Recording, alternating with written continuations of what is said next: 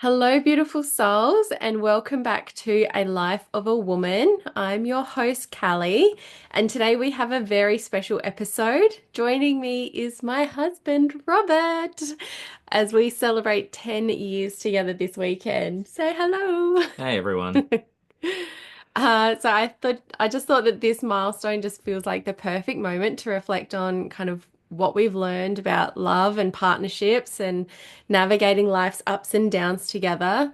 So whether you're in a relationship, looking for one, or working on your connection with yourself or your partner, this episode is going to be packed with insights that can inspire and empower you. So, we're going to share how our experiences tie into the principles that I support other women with, like creating connection, honoring your individuality, and building a life that aligns with your deepest values. So, I'm so excited to create this timestamp, not only for you, but also for us, so that in future we can also reflect on this moment and see how much we've grown together. So I did ask a few questions on my socials, and so we've woven those questions through our convo today. In true individual styles, I have prepared responses to these questions, and Robert is going to wing it. So we're just going to have a conversation and see what comes out of today. So let's dive in. It's going to be interesting. All right, let's dive in. So, one thing that I really believe is that we should be giving people more positive words more often, not just saving it for, I hate to say funerals, but or like big moments. So, I wanted to start out this episode with what's one thing that you admire about like the other person or like something that you're grateful for about us or our relationship. So, do you want to go first or do you want Look, I can absolutely go second. Sure. Okay. So I prepared something. So I just wanted to say that for you, I really appreciate and am grateful for you being my biggest supporter and encourager. And I just feel like it's really reciprocated in our relationship. So if one of us is wanting to make something happen or we're feeling like we need to change something, like, or we have goals or whatever it is, like I really feel like we both jump on board with making that happen for the other person. And yeah, there's so many times that my own self-doubt comes in, as it does for everyone. But yeah, you're definitely the biggest supporter and encourager and loving slap across the face, theoretic, like metaphorically, not actual slapping across the face, but that loving, push that you said you wanted this, or like, I know you can do it. You just need to have faith that you can do it. So I really appreciate that about you. Well, thank you. I never actually ever doubted you. I just thought this is what you were always doing and thought you had to get pushed in the right direction. As for you, I just believe that you're my biggest supporter as well. I don't, I'm not just winging it and copying yours at all, but no, you're a perfect sounding board when I come home. You listen, you give advice when I ask for it, not just when I need it. Um, every time I try something different, you're very encouraging and you always chime in with many ideas on how to get to that process. And I always appreciate that of you. Thank you. Yes. I do actually have a sneaky second one that I wanted to put in there. And what I appreciate about our relationship is that must just be our personalities, but we're both so immature that we just make jokes and have fun and especially be goofy and silly. And like we kind of like each other's goofiness, which is really awesome because I'm naturally very goofy. So to yeah, have a partner that actually enjoys I don't know what you're on about. I'm very that. well mannered. To actually have a partner that enjoys that about me as much as I enjoy being goofy as well is really awesome. Like last night when we were trying to put our toddler to sleep and then we ended up just getting out like the spray bottles and spraying each other around the house with water, like little water spray bottles. Like, yeah, even in life's, busyness of trying to get a toddler to sleep who's not sleeping, it was fun. All right. So I thought for those people that are listening that don't know us or our story, I thought we could share our story of getting together because everyone's got a unique story, and I think ours is pretty funny and unique. So did you want to share how we got together? Well, I feel like every time we tell this story, yours slightly differs from mine. I don't know about Just that. just slight little details that you either miss or you want to forget about. Okay, so you tell the story. Well, no, let's you start it and I'll chime in with the extra details you're missing. Are you sure? Yeah, let's go with that. Okay, so our story. So 10 years ago, well, actually, it was 11 years ago, 11. we were at the Grand, a club down at Glenelg in Adelaide. Just, we were both kind of club rats hanging out with our friends. And then, yeah, so 11 years ago, I was there, and my housemate, um, shout out to Bo because I don't know if we would have got Yeah, together thanks, if bro. she didn't Appreciate do this. this. But she just pushed me into Robert and said, Here, make out with him. So, of course, I did. And as a guy, I wasn't going to say no.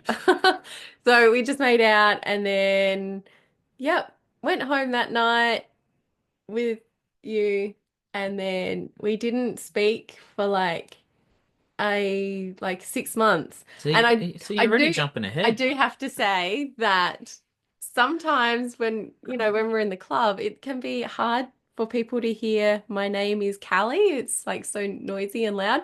So sometimes if I didn't feel like having to explain my name would be Sarah because everyone knows a Sarah. It's an So easier name. So it wasn't until the next morning when I tried to say good morning, Sarah, that I was corrected and got told her real name. yeah, I was like, yeah, that's not my name. So it was, quickly corrected that my name is Callie, not Sarah. It was a fun little, I think that sets the tone for Well, our look, it let me know that relationship. she wanted me to stay around a little. Yeah, that's true. So then 6 months later, um, 6 months later, I think I messaged you and I was like, did you want to catch up? And you had just had knee surgery, and I was like, oh, you know, that's a shame, but like if you want, I can come around and keep you company and, you know, whatever. And So someone, it turns out, guys, I'm completely oblivious to any pickup lines or yeah, any form of flirtation. So when yeah, Callie was saying all this, I told her I wouldn't be much fun. I've just had knee surgery. I'm just going to be lying down and just watching TV. It wouldn't be worth your time. yeah. Right over the head. He missed that one. Mad regrets. So I didn't bother messaging him again after that. I was like, missed your chance. Um, but then like another 6 months later, so exactly a year after we had originally met, you messaged me and said, Did you want to catch up for coffee?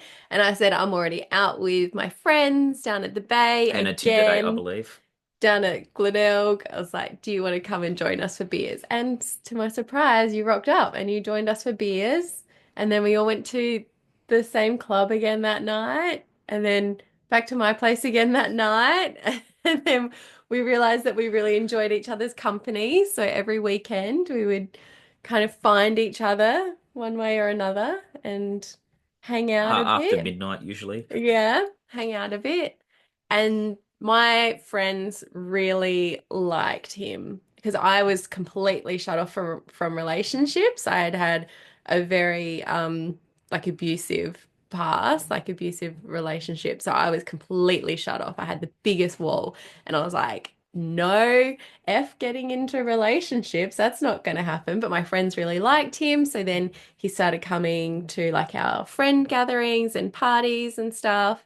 And my girlfriend, shout out to Megan, really like pushed me into talking to him during the week, not just on weekends. So then, yeah, that was like a big, like, oh, I think that was a big step forward. So yeah, shout out to Bo and Megan because we really needed their push in the right direction. And then on New Year's, my friends, I saw them from across the room, asked you if you liked me, like liked. And I saw yours and their reaction, and that was a big yes.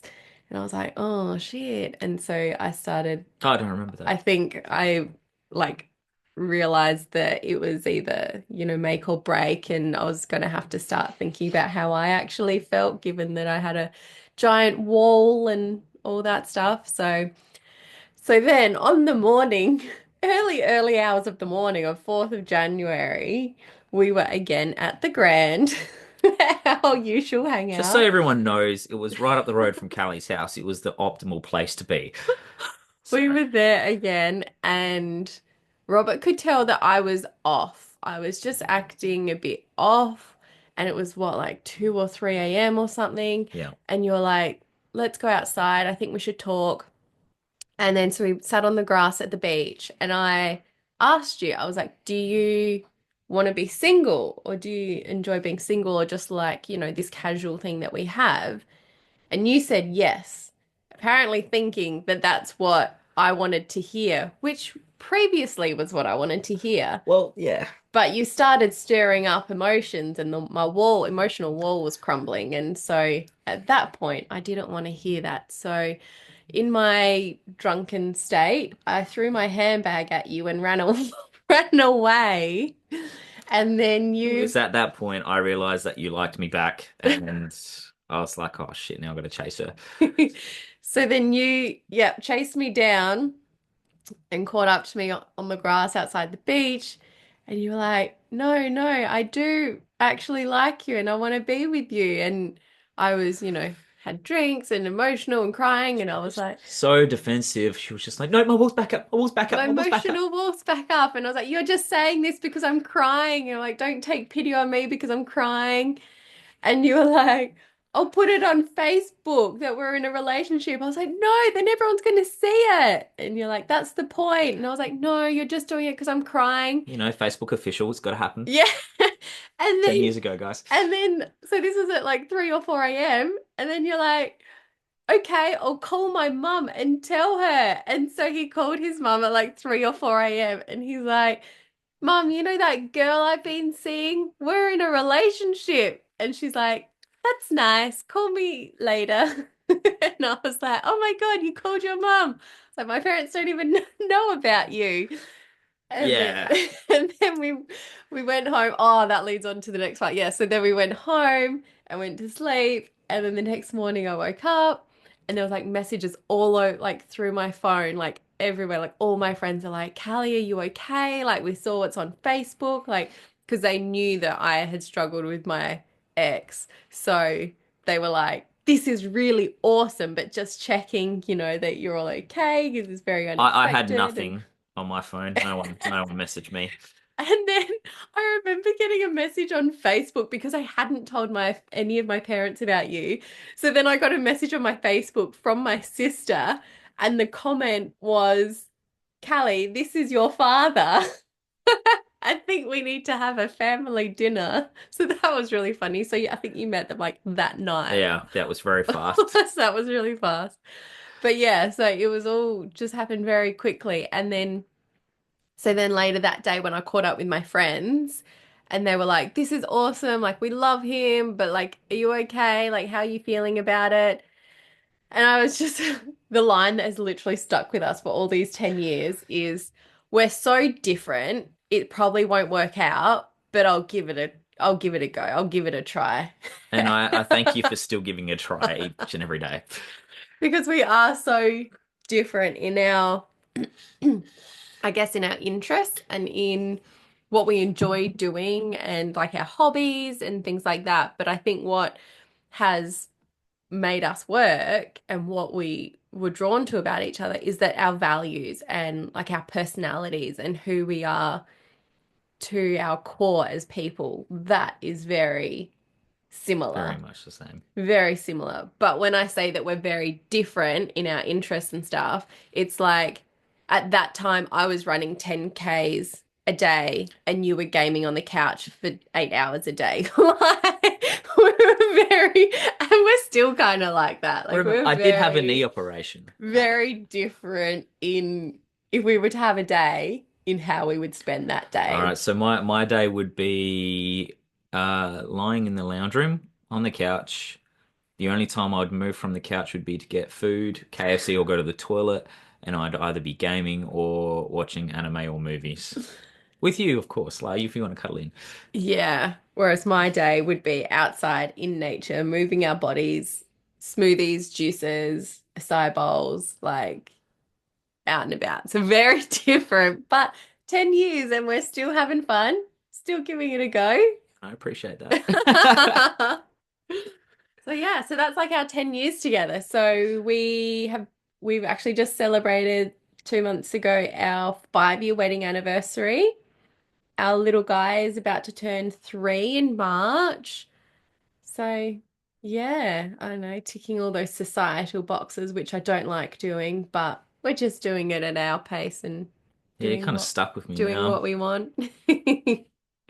Something that we do that we might talk about later that I wanted to share as well. Like one way I think that we stay connected and have fun is the way that we celebrate our anniversaries. So we actually celebrate our the 4th of January, like our getting together, like starting to date officially, we celebrate that more than our wedding anniversary. Like the wedding anniversary is like, that's when it became like legal and we had a big party celebration with our friends and family. Like, yes, I love calling our wedding a party. Like, that's just our vibe. It was a giant party.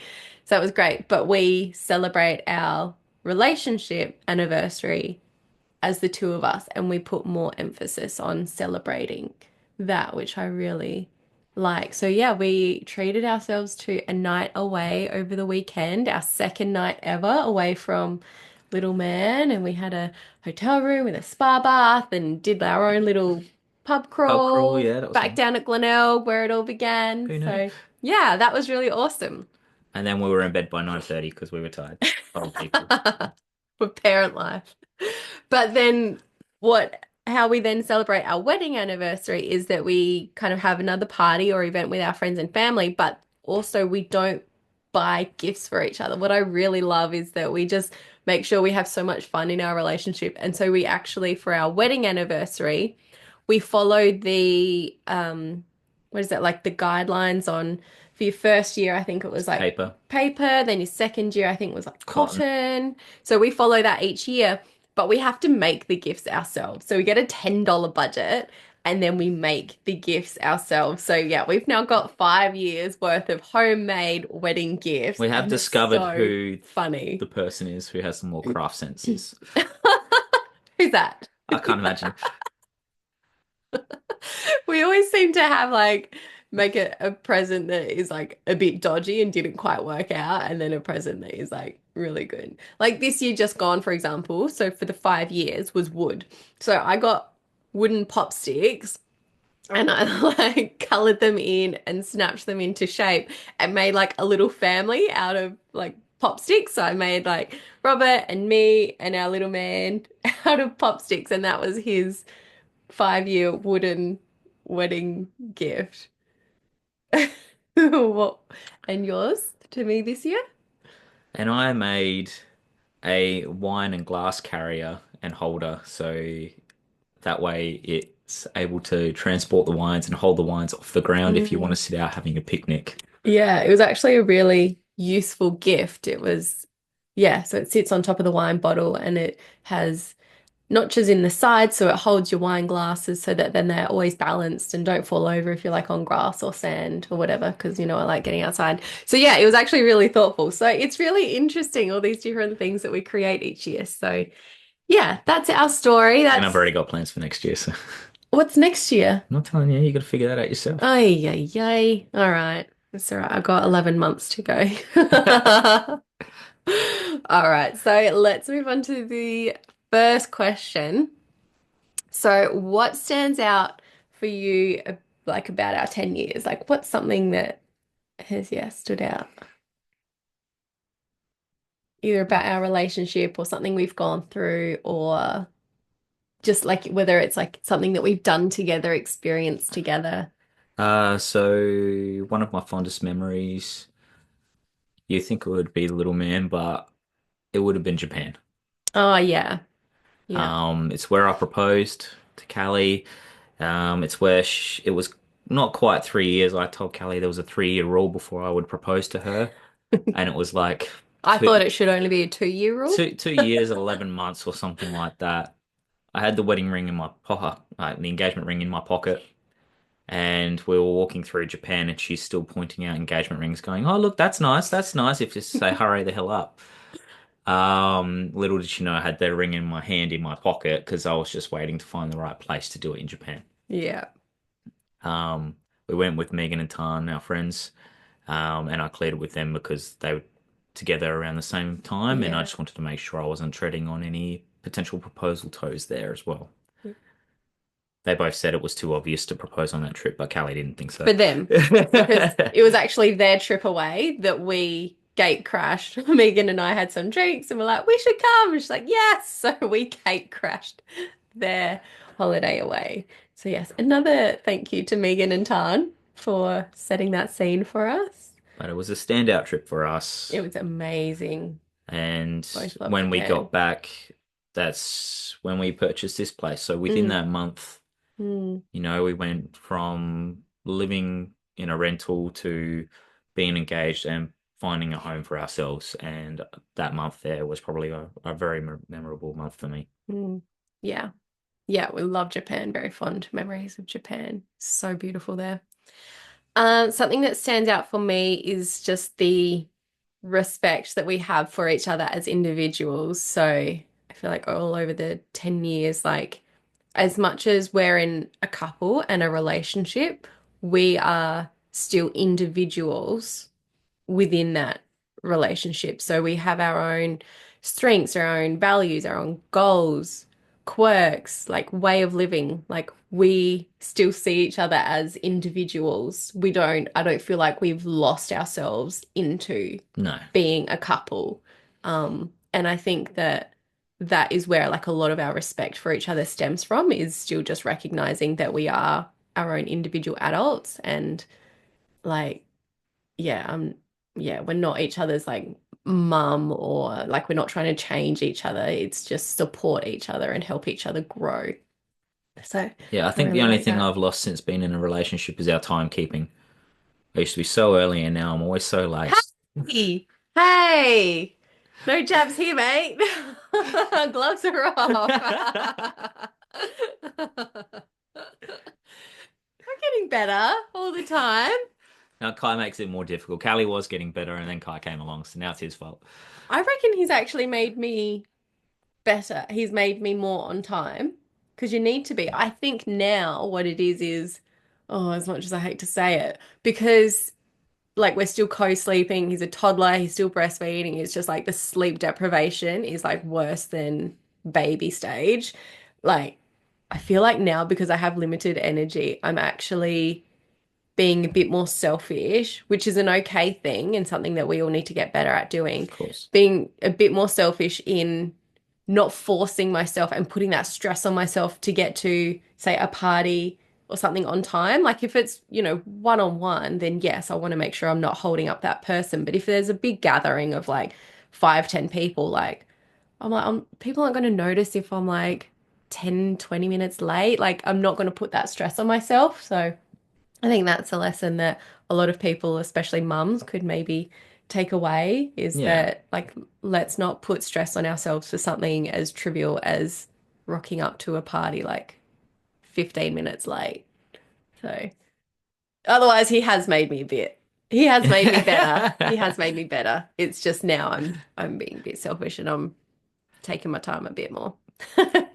Something that also stands out for me, and that leads into a question we had, was I've mentioned a few times on the podcast around our struggle to conceive. So we were struggling to conceive for 14 months, which is not long compared to a lot of people out there, but when you are struggling to conceive, like it was just such a dark and triggering time. Like it's the hardest thing that I've ever gone through in life, and it was such a triggering time. But I think that we still stayed like so connected. And so that was one of the questions is like, how did we manage to stay connected during our fertility struggles? And Honestly, I can't quite remember, but I think it was just again It's that, just reaffirming each other that we were going through it together. It yeah, wasn't on just one of us. yeah, So that way we could openly communicate what we were feeling at the time. mm, And if that just meant that we didn't go to a specific event or go do something and we just decided to stay in and, eat some bad food yeah, just to reconnect with ourselves, be together, because when it comes to this sort of journey, sometimes some people feel like it's their fault or something like that. mm, And it's no one's fault. You just got to reaffirm that you're doing this together. yeah, That's the whole point and that's the whole process. Because if you're not doing it together, then what's the point in doing it? yeah. I think that was, yeah, we didn't place, there was never any blame, like, because we both got checks and tests and stuff done, and things were found out, and things were ticked off or ruled out. And, being a female, there's so much more that we have to go through as part of that process. But there was never any blame or questioning around why is this happening? Like, what have you done? Or, nothing like that. Like, it was just like, this is our situation. What's another step forward that we can take to get closer to it, to what we want? So it wasn't really like dwelling on it. It Mm. was just holding that space for each other, because I think I was crying like every day for like a year. So it was just holding that space and just recognizing this is such a shitty situation, but we're in it together and we've got each other. And whatever the outcome, we will get through it. Because if we turn on each other, or if like we blame each other, or if it drives a wedge between us, then what's the point of trying to have a child if we're not in a good spot? Yeah. Why, what's the point of that if yeah, if we're not good, why would we want to bring a child into that situation? So, I think it yeah. was around that time we started learning about the love languages as well. So we started realizing what we needed from each other. Yeah. So my thing was physical touch and words of affirmation. They're my top two. So, you pat me on the head, tell me I'm a good boy, and everything's great. Um, with you, it was physical touch and acts of service. So Yeah. if I could just see you getting down, I'd just give you a kiss on the head, wrap you up, put you on the couch, put on one of your terrible shows, and then I would go off and do something like the dishes, the mowing, Yeah. just to Yeah. relieve that energy from you. That because I know that's the sort of thing that sits in your mind of things need to be done. Yeah. Um, so Yeah. anytime we started feeling a bit down, we just worked towards what we needed to build Mm. ourselves back up. Yeah, we've definitely relied on the love languages a lot over the years. Just because it's such a easy way of us explaining kind of what we need. But with the fertility stuff as well, another thing I think that we were really good at doing is I know I'll talk about it again later, but we're like I'm really proactive in saying this is what I need. And so being in social situations for those 14 months was unbelievably hard. Like, I did not want to go out to any social situation, because even the question, like, how are you, or what's been going on, that was just so triggering. And I would just completely shut down. But Robert knew that about, like, that was how I was like going through things and dealing with it. So, like when we went to a party, like, and started talking to people, we would he would always be by my side, so that if someone did ask that, or like he could see that I was shutting down and not able to respond, like he would then respond, kind of for us. And not it, that doesn't always mean like sharing, oh, we're struggling, but just, he would speak up when I couldn't. So that was, I think, helped to get through those social situations. It's just, yeah, fulfilling what I couldn't do. Yeah. Mm. Yeah. And even us communicating our struggle, like Callie's been very good with being very open when we were struggling because we realized not a lot of people talk about it. So the fact that Callie was very open to our struggles when we did communicate with people, it allowed us to find out that close friends of ours had their Mm, struggles before theirs too, but they never spoke about it. mm, We only saw from the outside the congratulations side of things. Mm. So the fact that we were open and communicating with our friends about it, allowed us to hear other people's stories and could see that they all made it, which kind of gave us a little bit more hope in there as well. Yeah, yeah, absolutely. Yeah, actually sharing these vulnerable, complex, challenging emotional situations was actually one of the best things that we did, actually speaking out about it. Yeah. So, leading, similar question, but how have we stayed connected while juggling the multiple responsibilities that everyone has in life, like parenting, work, personal growth? How have we managed to stay connected while juggling all that life throws at you and has to offer? All right. So, well, for the last year, it's been a little bit more difficult to stay connected. I Toddlers are so much harder than babies. I swear I say that to every new parent. yeah, Like, enjoy baby stage. and, Toddlers don't stop. and I love him, but he just wants us there all the time, and that's great because eventually they're not going to want us there. Yeah, yeah. Don't regret Um, it at all. Yeah. I feel like he wants Callie a lot more than he wants me, so I feel like he's taking her away from me a little bit. Yeah. And then when we do get some free time. I know Callie's been very, very focused on her new podcast and journey, Yeah. which we completely discussed and talked about prior to her beginning. She let me know that if I do this for the next 6 months, you're not going to be up here with Kai. You're going to be like down here somewhere. So Yeah. it was pre-talked about that I would be less of a priority. Not that I am a priority. I'm a partner, but I'd be less of in your life for Just what more, this short period of more time. limited time. Yeah. Because I think that's the thing, though, is that we verbalize ahead of the time. And so it's not like after the fact that we then talk about situations. It's like, this is coming up, or this is what I want. So that means this for the family, and that means this for us. So, Yeah, yeah. But what I have tried to do, because like we still have this co-sleeping, night feeding toddler, and so the 3 years of no sleeping is definitely adding up, and both of us working full time and things like that. So what my one of my strengths and my Virgo-ness is like really creating routines and organization.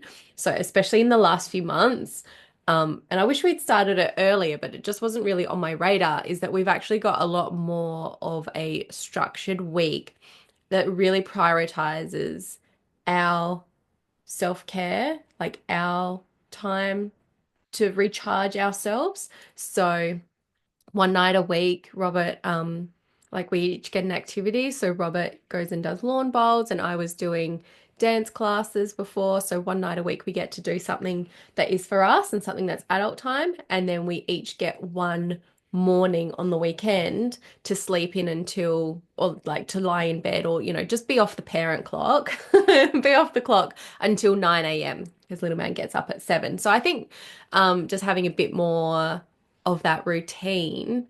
What do they say? They say like structures create freedom. So having more of that structure means that you've got that freedom within that time to go and do what you need to do. So usually on my Saturday mornings off, I'll watch a trashy TV show, or I'll sit in the massage chair, or I'll talk to a friend, or do some reading or journaling or something. So like we were just finding that we were kind of both in the space thinking that it was family time, but it wasn't really. We were both kind of half present with family, half present with trying to get things work or done. phone or life admin.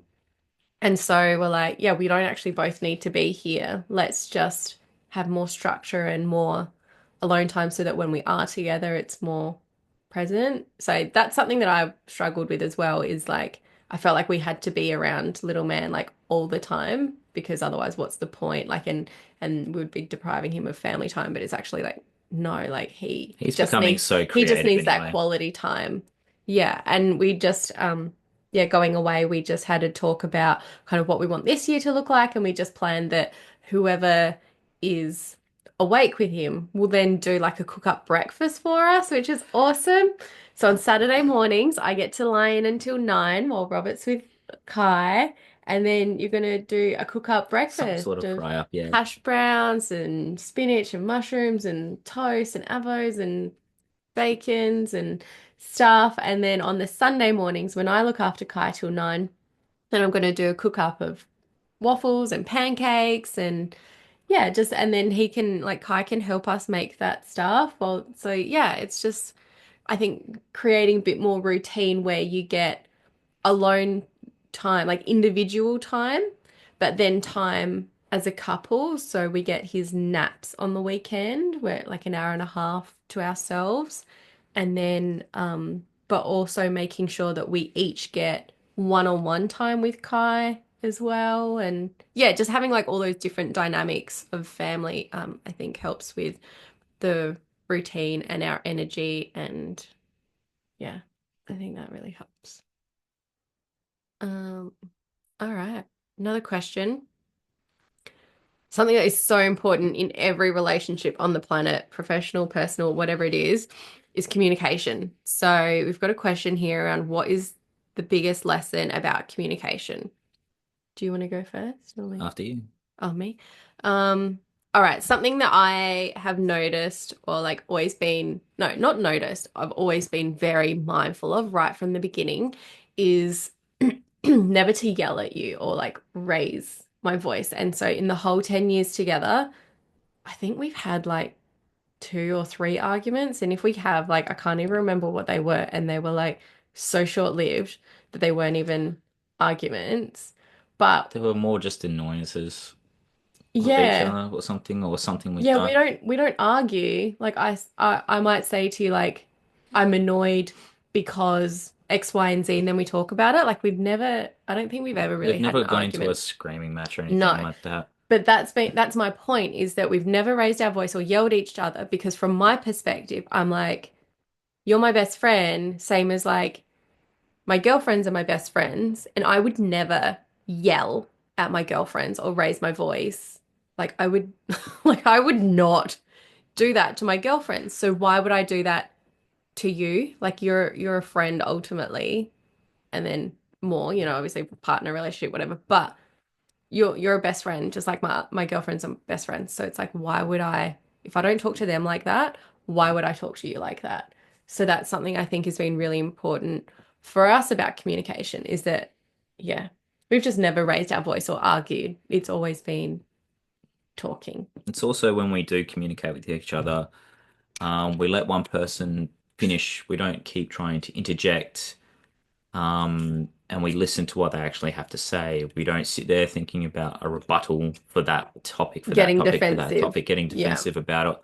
Because obviously, if they're bringing up this issue, it's because it's an issue for them. It's Yeah. what they feel that they're caught. Yeah. So it's worth listening to your partner. Yeah. Then it's also worth saying what you feel as well. Don't try to hide anything because then you're just going to hold on to it and it becomes a resentment, and there's no point. Yeah. It's like, this is the situation from your perspective and how it's making you feel. This is the situation from my perspective and how it's making me feel. All right, cool. Now that we understand where we're both at, what are we going to do moving forward? Like it's that simple, pretty much. Yeah. Yeah. Another thing about communication that we heard from somewhere else, is when you bring something home or like you feel like you really need to bitch or vent or you're having a challenge and you're talking about it with your partner, um, something if, sometimes you just come home, you just want to vent and bitch about someone and bitch about someone, and then your partner starts trying to make suggestions and you're like, no, that's not what I want. Like, so one thing that we saw was that when your partner is in that mood of just putting a lot on you, like, on offloading onto you, Yeah. is you ask them, and I can't remember what it is exactly, but you ask them, do you just need a vent or do you Want a solution. want a solution? So then that way, because yeah, because you're very solution focused, whereas sometimes I'm like, I don't need you to like find a solution for me. I just need you to say, poor you, Callie, that really sucks. They're there. There, there. So then you're And giving that goes like your both partner what ways. he I've come needs. home and Callie's been an amazing soundboard for me. Yeah, and you just say like, do you want me to help you find a solution or do you just want like do you want the empathy? And so it's just then getting clear on what you want and therefore as a partner yeah, giving that to your partner. So I think that really helps as well. And as a guy, I've been known to hold back on my feelings and not verbally express myself. Callie called me on it quite a few weeks ago because I wasn't acting myself. She's like, "Is there anything you want to talk about?" And I did, and she asked me afterwards if I hadn't asked you, would you have brought it up? And I hadn't even thought about bringing it up. I'm not sure why and why I was holding on to it. But I am very grateful that she asked me to bring it Mm. up. So I think you can politely and respectfully call out your partner and say, you know, you don't seem yourself or something seems off, like what's going on for you. So I think part of the responsibility is on yourself if you recognize you're off, that you need to be proactive in telling your partner. But if that doesn't work out because, we're not all, perfect or do that all the time, then I think the partner can call you out as well and just be like, something is off, what is going on for you, or like, you seem frustrated this morning and you seem like you're maybe taking it out on the family.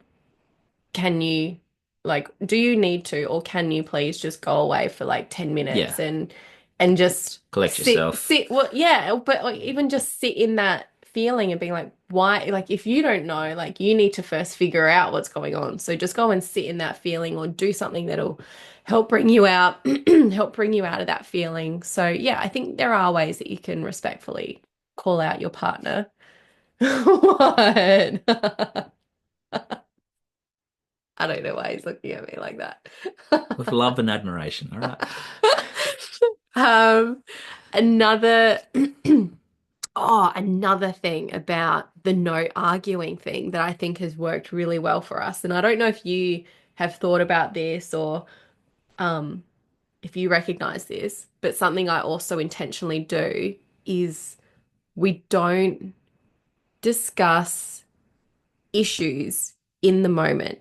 And I don't mean don't address them at all. Yeah, I just mean if something has arisen with parenting styles or something that the person did, if you're feeling heated in that moment, don't talk about it in that moment.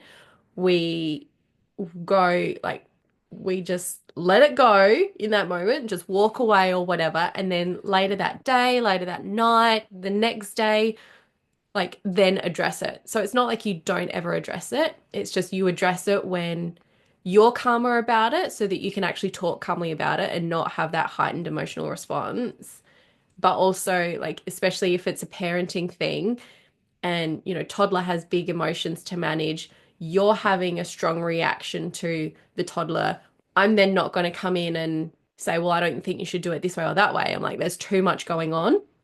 So we talk about things yeah, when that moment has passed so that we can kind of be a bit more removed from it, not take things personally, not get defensive, be calmer and just say, this is what I saw happen, or this is how this situation made me feel. And then, yeah, as I said, like yeah. your perspective, my Because perspective, and then how are we going to move forward? you're very good at reading up on all the new ways of parenting Oh, and stuff like yeah. that, whereas I'm sitting there going, "What are you doing now? Little What's this education new nerd. thing? What the hell is this? Little I don't know what education that nerd. is."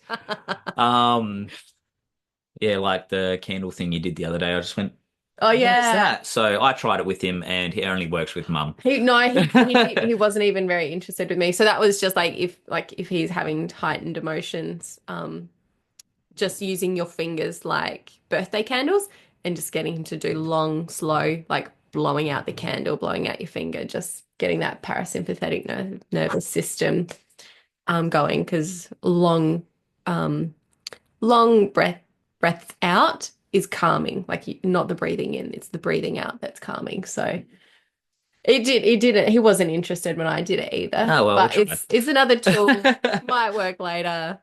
But yeah, we'll see.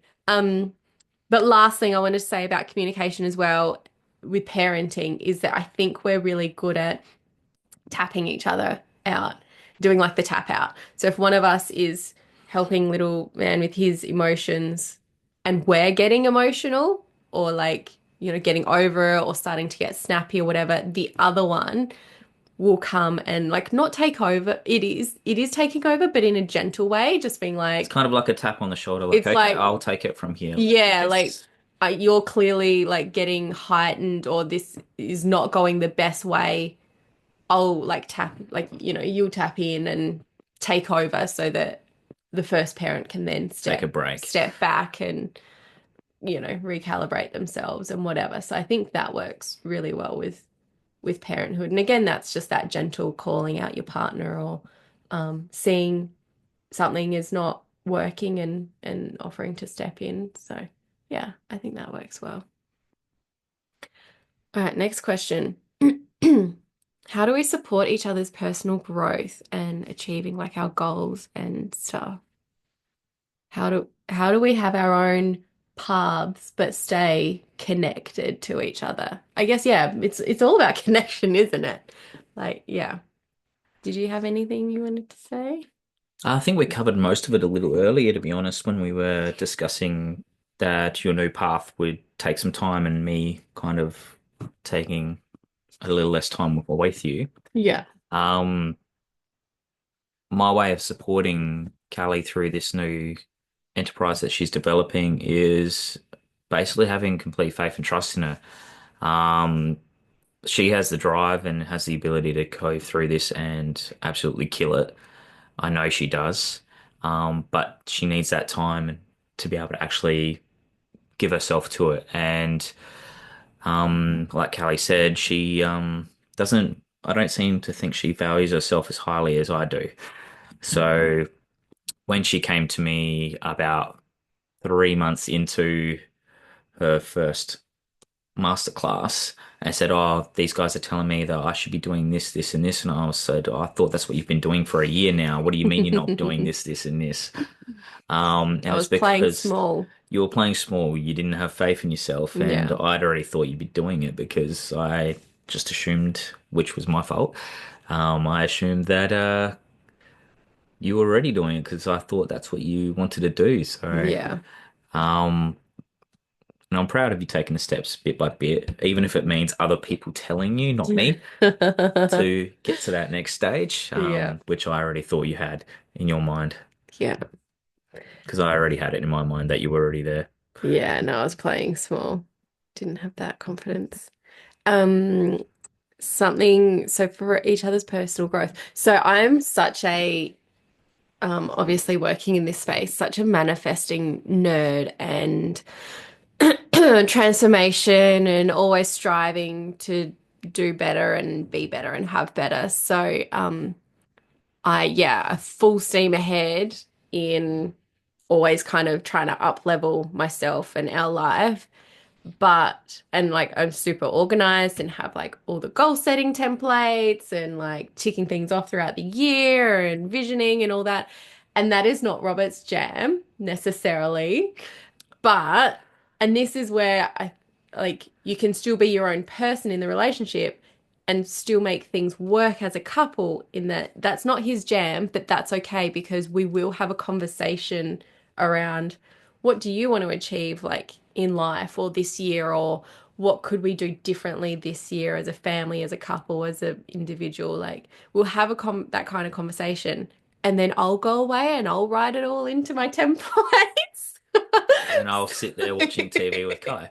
So that we still have that connection each year around like what actually do we want out of life? Because I feel like unless you stop and reflect and like say what do I want in life and what do I want differently and what do I want to achieve, like I feel like unless you actually stop and have those moments and those conversations, you just go through life like day after day, week after week, like in your little comfort zone. Some things might change when you get unhappy or an opportunity comes along, but unless you're like actually making a point of yeah, just having those moments and taking aligned action to get to where you want to be in life. Like I really feel like you're on a bit of a treadmill of life and not achieving as much as you could.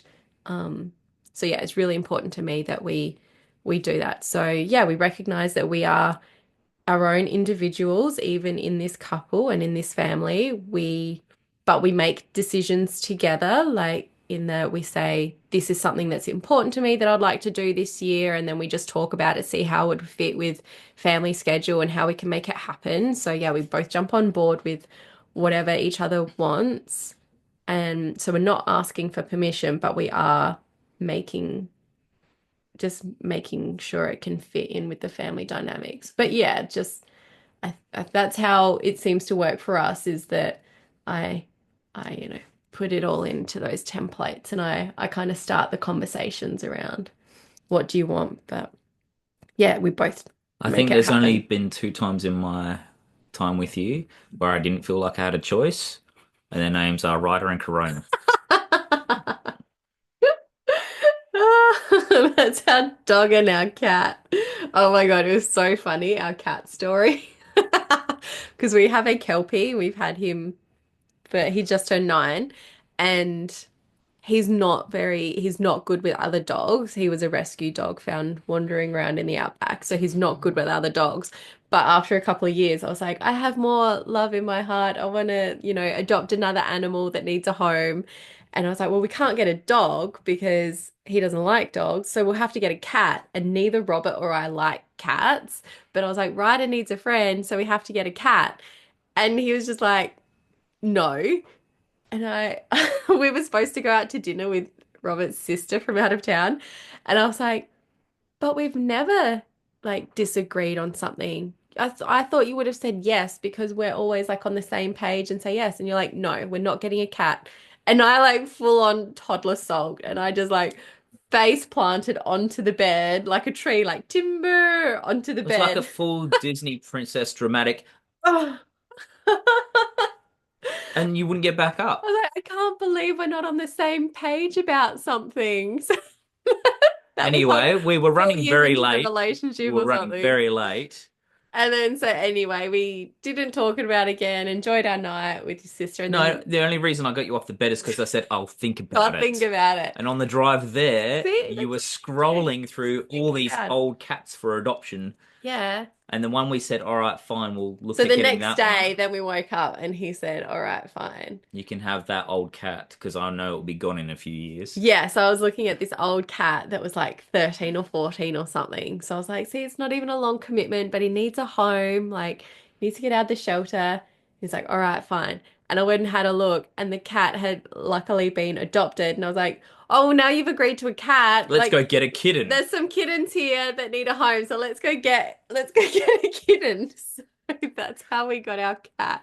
And our dog absolutely loves the I got cat. to name him And though, so I was right with that. yeah. Yeah. Do you want to share the name? Corona. And then how long after getting Kitty Corona did the The virus come out coronavirus about hit? 6 months. Awkward. Oh my goodness. All right, next question. How do we um still be individuals or like self-care?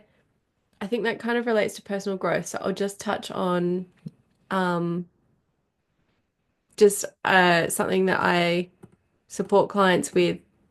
Um I guess it's like a bit of that like that routine, like I said, the family routine, and giving us each a night of activities to Hmm. ourselves and then that morning to sleep in.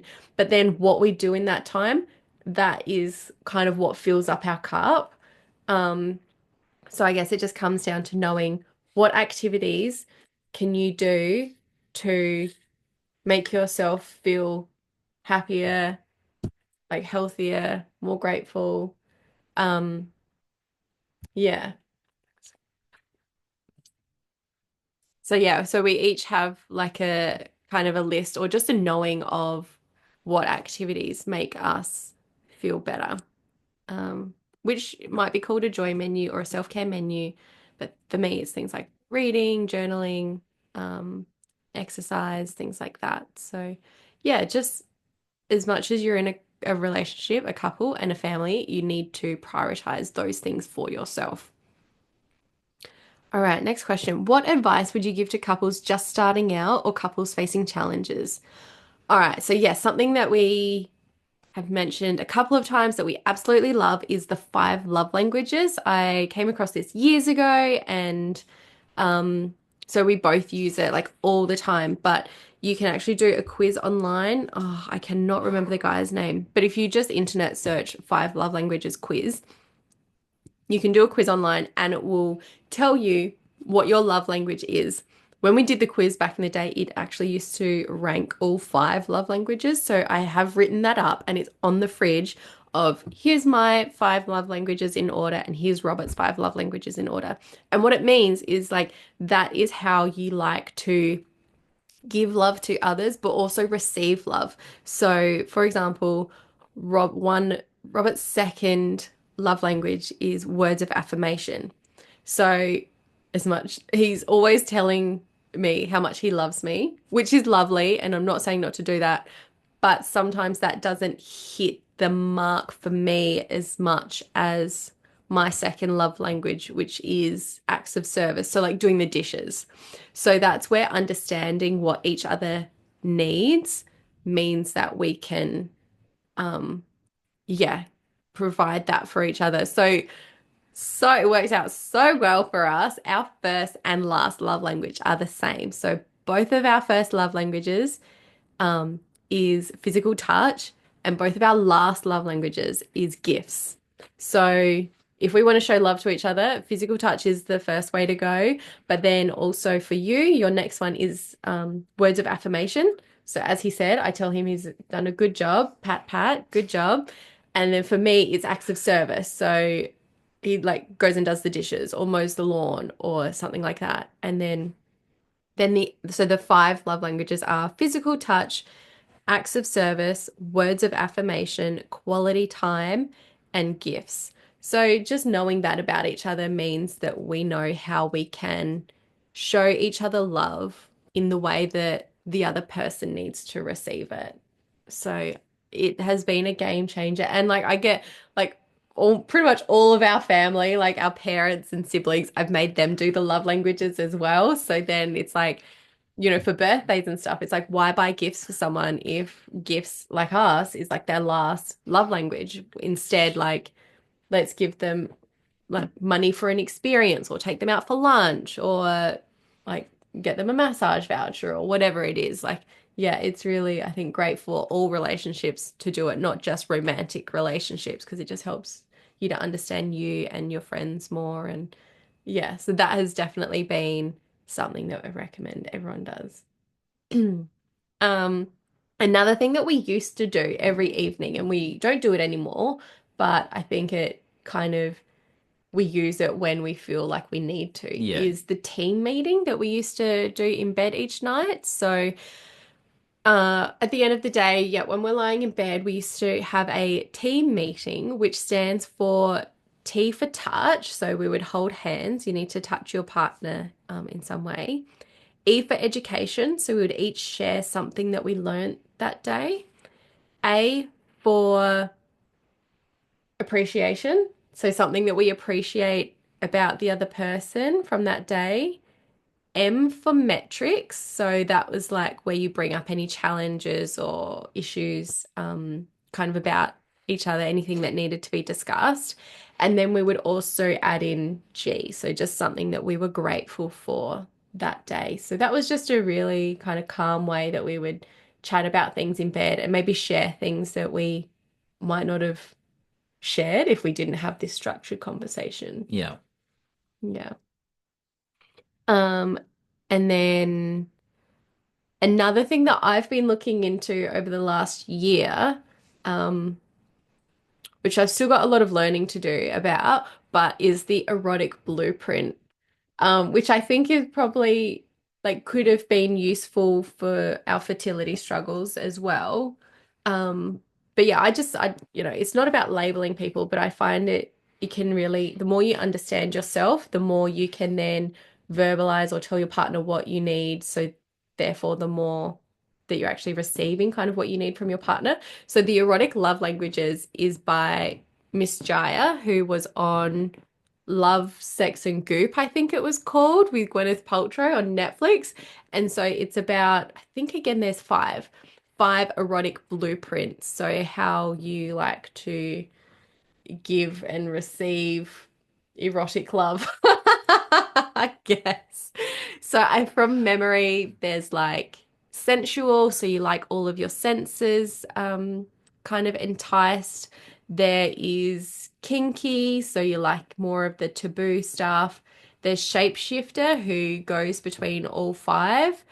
There's the sexual who can just think about sexual words and they're ready to go. They're just ready to turn it on straight away. And then there's the energetic who actually gets more sexual pleasure from not touching. Um, Kind of like Reiki kind of style, I guess. Like it's all about, yeah, the energetics and the, oh, what is that when you're like, like going in for the kiss and you like don't quite kiss and like that tension of like not touching, The like that. build up. The build up, yeah, that's the energetic. So I did remember them all. So that's been really interesting because yeah, I do kind of love talking Because about after we sex. found So out about this, we believed that yours had changed after pregnancy as yes. well. Yes, from mamahood. Yeah. Because it used to be more like a sexual and then now it's more Sensual. sensual. Yeah, so needing to entice those other senses. Yeah, so I think yeah, like I said, it's not about labeling people, but it's these frameworks can help you to understand yourself more so that you can then, you know, verbalize that to your partner in terms of this is what I need so that your partner can then provide that. Based on these, I'm a very simple creature, aren't You're also a I? Capricorn, so you're very grounded and stable. And like, yeah. Oh. Um, so we've got a question in here because I'm all about cycle syncing and women's health and cycles. We've got a question around just how do I use cycle syncing in terms of our relationship? I was going to say I can't answer that one. I was gonna say, do you want to answer that Well, one? look, I No. don't think it's for me. So I guess what I'm actually doing in so my program Float and Flourish is all about cycle syncing and helping you to understand your cycle and then tailoring your lifestyle to your cycle because health programs and everything that is a one-stop shop, like one fit for all, is not accurate enough for women. We all have different cycles, so therefore our lifestyle needs to be different. So in my program, Float and Flourish, I'm actually creating a module on relationships and sex and connecting that with your cycles. So so yeah, that'll be a really juicy module. I'm working on that one. That'll be really juicy. But in terms of, it's not just about that with your cycle. Like obviously your menstrual cycle also affects your mood, your energy.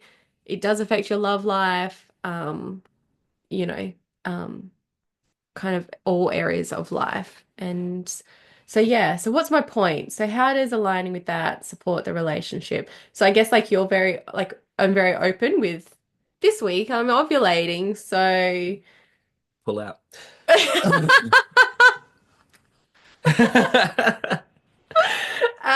So so mature. I have lots of energy, so let's get out of the house. Like it's going to be an out of the house, like let's socialize kind of thing. And then I might be like, in a couple of days, I'm going to get my period. So how about we don't plan anything this weekend and we just have a weekend at home, things like that. Um, and yeah, love life. So your actual needs in terms of what you need to receive from love changes over the month. So I'll go into that more in the module, but just understanding that about yourself. So sometimes, yeah, sometimes you can just get it on and it's all good. And then other times you need a bit more.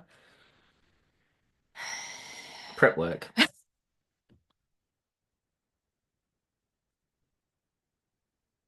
Yep. It's, I can't think Yep. of any other way to describe it as prep work. Put some Yep. candles on, put Yeah. Yeah. something visual in the More about background, nurturing and yeah, have some music that more you of the like other to listening senses.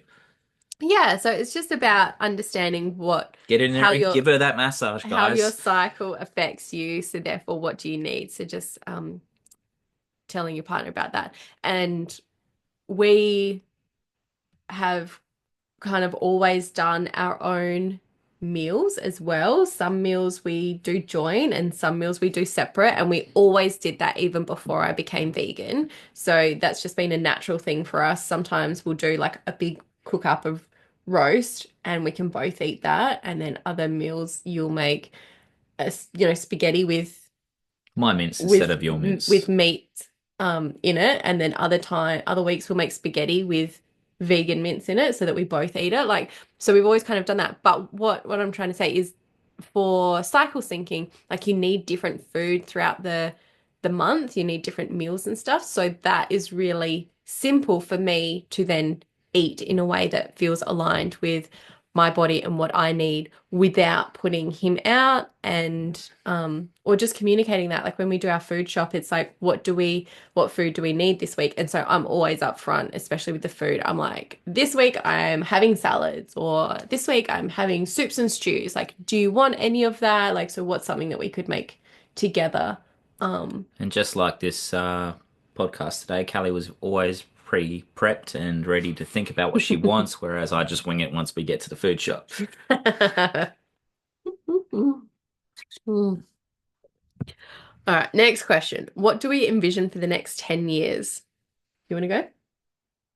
What would you I like think we're to doing be well in the with next you 10 years? first and me second. I think it's working really well. All right, so I've got a list, of course.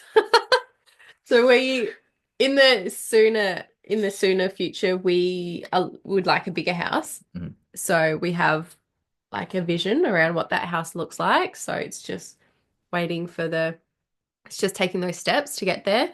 We also would have health goals, especially as, oh, I hate to say it, as we get older, we are finding that we are getting more broken more easily. So we need to prioritize our health. And with having a toddler that just keeps getting heavier and heavier and wanting to be carried still all day, every day, we both have really sore backs today. So health is going to increase on our list. Yes. Um, and we did really well this year with my mid-30s life crisis. We bought a giant cable machine, functional trainer, Smith machine, this giant thing all in one, and I bought a Pilates reformer, and And we've got the massage chair. there you go. So we really have no Excuses at excuses all. for not being healthy people. So that's something we're going to prioritize. Except KFC's like right around the corner. So yeah. Something that I would like to work on is I'm always been very masculine energy, and we all have masculine and feminine energy, but being a Virgo overachiever, always productive, always organized. It's so easy for me to be in my masculine energy, especially with now having a business and my office job and juggling all the things in life, always in masculine energy, to make sure things get done and always do, do, do. Whereas I would like to go back and find that feminine energy. That was a big learning for me when we were struggling to conceive, is actually learning what it meant to be feminine and be in that feminine energy. So, yeah, something that I would like to work on is being more in that feminine energy, even though I have all these things that I need to do and be across. So, that's going to be an interesting kind of space to grow and develop and learn in. And I feel like with me being in my feminine energy more, then you can step into your masculine energy more and kind of be the leader of the family and contribute to the family in a masculine way rather than me being the masculine in the family. So, Yeah, I'm okay with that. what, me being the masculine in the family? You're going to be the masculine. Yeah, step Yes, back, sit down. yes, yes. And yeah, because part of that is like the feminine is open to receiving for obvious reasons, but open to receiving. And so a lot of times you try and do nice things for me, and I'm like, no, because of this or because of that, because of that. And so it's kind of shutting you down. And so I don't want to do that. So I want to be really more in my feminine so that you feel like you can contribute, or just you like to spoil me, so like feel like you can step into that masculine role and just spoil me, and I just And I do try to take set up it. surprises for you, but every time I try to do a one-on-one, you try to invite all our friends.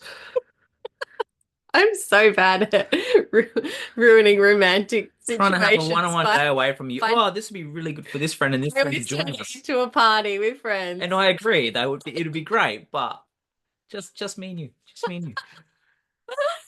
Oh. And the last thing that I could think of off the top of my head of what I'm working on or envisioning for the next 10 years is I've always wanted to write a book, and this year I'm writing two books, and one of them is kind of a collaboration. You're going to help me to write it. So Keep forgetting about that. I'm really looking forward to that. I've always loved the idea of having a little venture with you, in that kind of entrepreneurial business, doing something different kind of space. So yeah, you're helping me to write a book this year, which I'm so excited for. Yeah. What about you? Anything on your list? The next 10 years, I mean, you covered most of it. Um, I would like to figure out where I want to be career-wise. Mm. That's more in the next year, not 10. That way I can align myself, and then that way I can figure out which direction I want to go in from there to then bring home for the family. Everything that you've already shared is family based, and I think I just need a bit of personal growth on my side. Hmm. Nice. So yeah, exciting time. Hate to think how old we're going to be in 10 years, so let's not go there. But 10 more Still years young, together, it's exciting. still Yeah. young enough. You're only as young as you feel. So we're pretty immature. We'll be young for a long time. I don't think we'll grow out of We'll be young for maturity. a long time. All I have to do is fart and you laugh. Yeah. Oh my God. So bad. Oh my God, so You just bad. have to mention it. Yeah. All right. That's it for that's probably our longest episode ever. Is there anything you wanted to add before I wrap it up? Just about how much I love this one here. Very proud of her. Oh, the mush is coming The mush out. stuff, and yeah, the I think one of the one things I do love about Callie is that she'll never lie to you, because if she is trying to lie to you, it's written all over her face. She can't hide a thing. It's It's so true. it's very cute. Like, if you want to know something for real from Callie, just ask her directly, point blank, and you'll be able to read it on her face, no matter what she says to you. I have no idea what my face is doing. Like, people will say something and they'll be like, "Are you okay?" Or "What do you mean about that?" And, "Well, I didn't say anything." And they're like, "No, your Your face face." did. I'm like, "Oh, I'm Your so sorry. face I says it don't know all. what it's doing. I don't know what my face is doing." If she looks confused, you can tell straight on her face. Ah, all right. Well, yeah, that was this episode, my first with a guest on the podcast. I hope you enjoyed it. I hope you got some, I don't know, some laughs from it. I hope you got some interesting, maybe tips that you might like to try in your relationship. The stuff that I mentioned, love languages, erotic blueprints, etc., I'll put links in the bottom of the show notes. But if you would also like to get more info, or, just get in touch with me if you want to chat about it or ask questions about it, like, I'm more than happy to have a chat. So you can contact me through my socials at Callie Malone Coaching. A couple of things that we mentioned was my Float and Flourish program. So that's all about connecting with your menstrual cycle and just how it affects like every area in life. So your movement, your food, your work life, your love life, your self-care. So just everything in life. So really, as I said, the more you understand and know yourself and what you need, the better and easier it is for your partner to kind of meet that or understand, and your family, and like just have all those dynamics kind of really working in your favor. So yeah, that's my Flow and Flourish program. So I'll pop the link to that below as well, or jump over to my socials if you've got any questions around that. I also mentioned about visioning and goal setting and how it's not really your jam, it's my jam. And so I've put together a whole freebie on it. I was also working on it this morning. It's like 25 pages long. Jesus, man.